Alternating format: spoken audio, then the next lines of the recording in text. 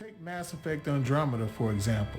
The Helios cluster is a location in the Andromeda galaxy that the initiative chose as its first base of operation. There are many stars to visit in the cluster, and each has its own system of planets and moons to explore.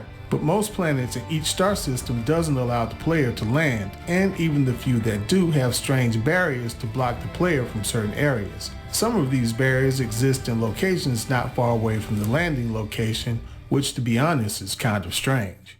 What's going on, my people? Starfield is almost up on us. Now, for those of us who ordered the pre-orders, you're going to get it on the 1st, and then everybody else who wants to buy it can get it on the 6th. You people on the 6th, you have a big advantage because you're going to have the people who've been playing it for the last 2 or 3 weeks. They're going to give their review on the 31st. A lot of them are going to drop. I'm sure a lot of them are going to drop it pretty early because they probably already have it ready. And all of those people, whether they be people who are Xbox centric or whether they're just people who just love gaming, all of them sound like they are enjoying the game and they sound like they cannot wait. And I'm talking about even people who are heavily anticipating this game. They cannot wait to tell you what they think about the game. So sounds like they're enjoying it. We're going to listen to a few of them here. In fact, that's mostly what this video is about, but also regarding this boundaries thing. Now, some people think that Starfield haters are actually just now bringing this up. This actually came up about 3 months ago and then it went away. So what I was going to do, until a friend of mine made me think about something, when I got the game, one of the first things I was going to do when I had the opportunity was I was going to run, because supposedly if you run for 10 minutes from your ship, you run into a wall, right? That's the rumor. So what I was going to do, I was going to actually do that at the first opportunity. I was going to exit my ship and run in one direction for 10 minutes. And then a friend of mine made me think about it. He said, Chris, I know 10 minutes doesn't sound like a long time, but really think before you do that. Think about yourself sitting there running with your character. And I'm laughing now. It didn't seem funny at the time I thought about it, but now that he made me think about it, it's hilarious. He's like, 10 minutes is a long time to run in one direction in a game. And I've come to the conclusion that no, I'm not gonna do that. No. So look, I'm sure somebody will do it, and if you want to see somebody do it, you find that person. You know, when the game comes out, you just put, you know, invisible walls in Starfield or whatever, and then it'll probably come up. Somebody will do it, but I'm not going to do it. So Buzz Lightyear is actually playing the game, and he sums up how I feel about these so-called walls, even if they exist, perfectly. Here's what he had to say. And I'm sure that each and every one of you has thoughts on this, so here's mine. I'm personally not interested in Starfield to be able to, or not be able to, circumnavigate an entire planet on foot. I mean, I tried that diagonal run in Skyrim once. I found it pretty, even picturesque, but overall, quite boring. I play RPGs, and in this case, Bethesda titles, for the quests, the storylines, the expanse of what is offered up, and I've always been one to use and abuse the fast travel system. Once I have areas unlocked and travel points available, I hit those icons and get to the next point where I can begin another adventure. There's also some statements I've seen that these posts don't have the full story, and it will come out once the review embargo is lifted, and I look forward to that, and even trying it out for myself since I'm now playing. Okay, yeah, so that's exactly how I feel. You know, that's normally how I play these games, the same way Buzz Lightyear does. Look, we won't know what's going on with that. First of all, that I know of, most games have boundaries, even if it's just an ocean front where your character can't swim and you get into the water. You can get in the water, but you'll drown. Games can't go on forever. At least most of them, by and large, they cannot do that. Most of them are not designed like that. If these walls exist, for me, because I tried to look it up, and I only wanted to hear from the people who are playing the game. Buzz Lightyear is the only one that I've heard mention it. None of the others have mentioned it. However, they keep describing it as a huge game, and they keep just sounding like they're just enjoying it. So if these boundaries do exist, it doesn't sound like it's going to ruin the fun of the game, and that's really all that matters. Now, let's listen to some of these very credible people and what they have to say about the game. Not about the boundaries, because none of them are really talking about the boundaries. Buzz Lightyear was the only one. But tell me if it sounds to you like these people are playing a game where any element is stopping them from enjoying the game. Check it out.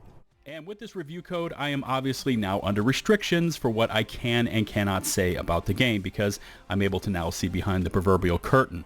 Anyways, I've been grinding like a madman to see as much as possible before the review embargo lifts. Now, within this IG article authored by owner Tom Henderson, he touches on how gamers have become accustomed to and memed about the fact that Bethesda is known for its buggy games. The first public comment about Starfield being a polished game came from journalist Tyler McVicker, who's currently under embargo, and despite that fact, McVicker took to Discord to say, also 15 hours in and not a single bug, a story I reported about here on the channel in the past. Henderson continues on. Speaking with several sources under the condition of anonymity who are currently under embargo and couldn't speak publicly about the game, McVicker's comment is the same sentiment given by everyone I've spoken to. 5 individuals who have a varying amount of time put in the game have all said that the amount of bugs they've experienced can be counted on one hand.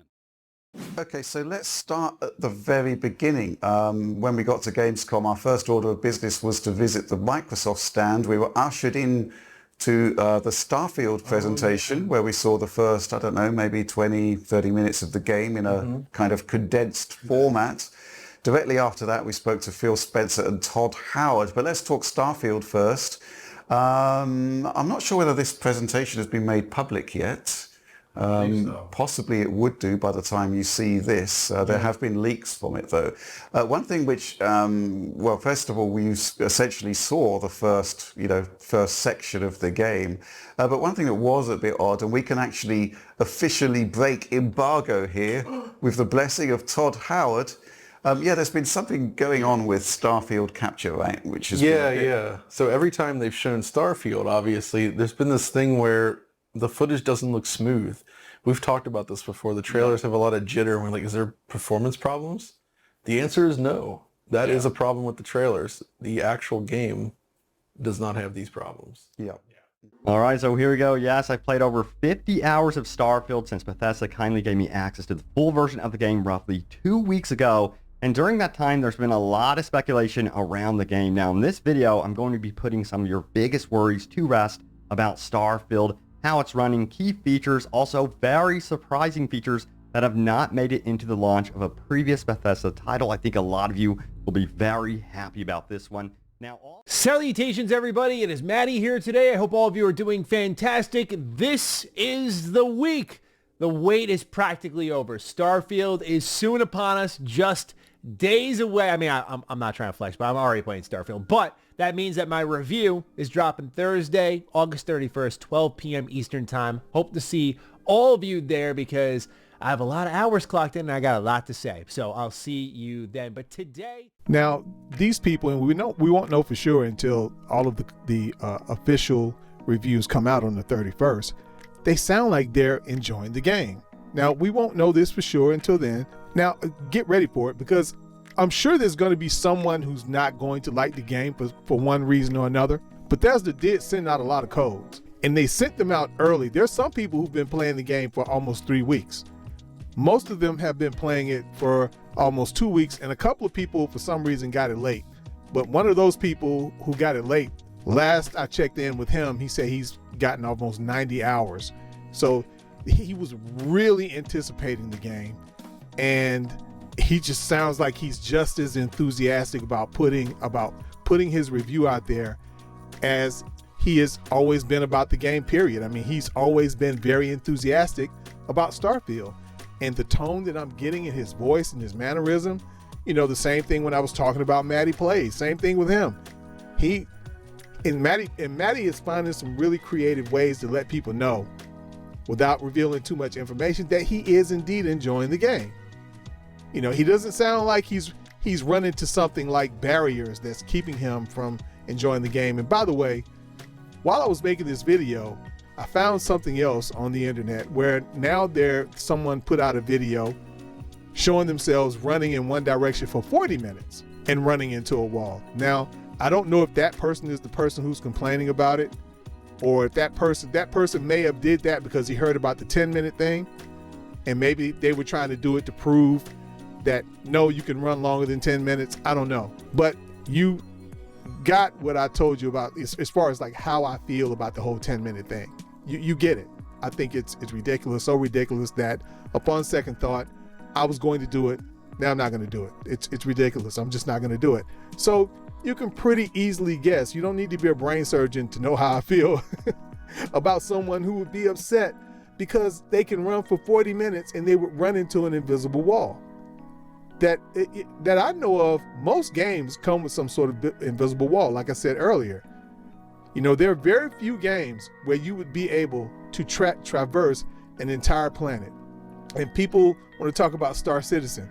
Look, I love Star Citizen, but Star Citizen is not a game you want to put up against this game. I just asked you one question.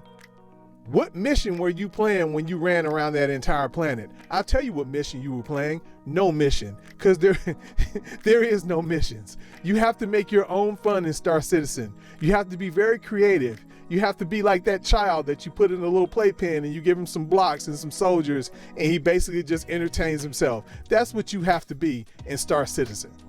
So let's just stop it with the ridiculousness, man. This is going crazy. I tell you what, you people out here who are attacking this game, man, over a console war, I have to tell you, man, you people are pathetic. You people are pathetic and you need some help. I really hate to see adult people acting this way. This is crazy. Games are supposed to be for fun, people. It's supposed to be for fun. We're not supposed to be out here hating. You're not supposed to hold any type of emotional hatred for a video game. A video game is either for you or if it isn't. If it's not for you, then it's not for you. Look, if Starfield isn't for you, there's nothing wrong with that. There's a lot of games that's not for me, and some of them are loved by many other people, but they're just not for me, and there's nothing wrong with it. I'm glad those games exist. I would never do anything to cause those games not to exist. You know, I would want those games to be out there for the people who enjoy them. And that's what gaming is supposed to be about, man. It's at least partially what it's supposed to be about. You know, an entire array of games out there where people can, you know, find something for everyone. I mean, this is really sad, man. This is sad, and at times, you know, we laugh at it, but when you really look at it, it's really sad. But anyway, guys, look, we're gonna know what's going on with Starfield pretty soon, because like I said, we're gonna have the reviews on the 31st, and then people are just gonna be flooding YouTube with gameplay videos. So anyway, until then, guys, keep your head up. Don't let these people get to you. You know, a lot of people are very concerned about the stuff that people are putting on the internet, which is why I made this video, because when I go down into the comment section, I see people who really are looking forward to playing Starfield, and they're really being bothered by these things that people are saying, and they're really letting these people worry them. So that's one of the reasons why I put this video out, so that you can get a feeling from people who are actually playing the game, not on Twitter or X or whatever, talking about the game. Not people who know they hate the game, but they're fake concerning the game. Listen to people that they're kind of letting you know, and even Bethesda has allowed some of these people, as you heard, they've allowed them to talk enough about it to let people know that some of the rumors that's out here aren't true. So there's a lot of confidence in this game, man. Bethesda gave these people 2 weeks, some people 3 weeks, to play the game. That's not something you do when you're not confident in your game. And like I said, be ready for it. The game is going to get attacked. Don't worry about it. It is going to get attacked. Just sit back. And you know what's funny? A lot of these people that's attacking the game, they actually help to promote it. And they're actually bringing people to the game. Because what happens a lot of time is people aren't as stupid as some of these people think they are. There will be some people who will be dumb enough to fall for it, but a lot of them will say, this kind of sounds like a lot of BS, man. Let me find out what's going on with this game. I really wasn't looking at it at first, but let me find out what's going on with this game, and eventually they'll find out the truth, where they weren't really even looking at the game. So all of this stuff that people are doing, they're so brain dead, they don't even realize that they're actually bringing sales to the game. There are going to be people who are going to buy the game because of the fact that they keep talking about it so much. So, you know, that's a good thing. Don't let this stuff worry you. And hey guys, until the next time you hear from me, could be on the 31st and it could be on the 1st. I will be up at midnight as soon as I can play the game plan. I'm going to be up all night. It's going to be a Java night. Anyway guys, until then, stay safe.